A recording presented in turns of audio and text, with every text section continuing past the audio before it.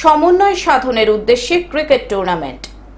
রাজ্য সরকারের বিভিন্ন দপ্তরে কর্মরত কর্মচারীদের মধ্যে সমন্বয় সাধনের উদ্দেশ্যে ক্রিকেট টুর্নামেন্টের আয়োজন চোখে পড়ল মালদায়। আজ শনিবার দুদিন ব্যাপী ক্রিকেট টুর্নামেন্টের আয়োজন করল পশ্চিমবঙ্গ রাজ্য সরকারি কর্মচারী ফেডারেশনের মালদা শাখা। আজ সকাল 10টা থেকে টুর্নামেন্ট শুরু হয় মালদা শহরের বৃন্দাবনী ময়দানে। উপস্থিত ছিলেন পশ্চিমবঙ্গ রাজ্য সরকারি কর্মচারী ফেডারেশন মালদা শাখার সভাপতি চিরঞ্জীব মিশ্র সহ অন্যান্যরা।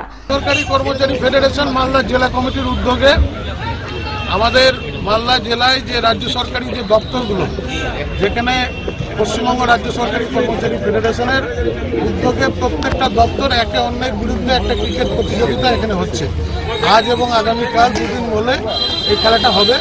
আমরা পশ্চিমবঙ্গ রাজ্য সরকারি কর্মচারী ফেডারেশন যেমন সরকারি কাজ করতে মানুষের কাছে মালদা থেকে অভিষেক দাসের রিপোর্ট, গ্লোব নিউজ। এখন থেকে গ্লোব টিভি দেখুন আপনার স্মার্টফোনেও।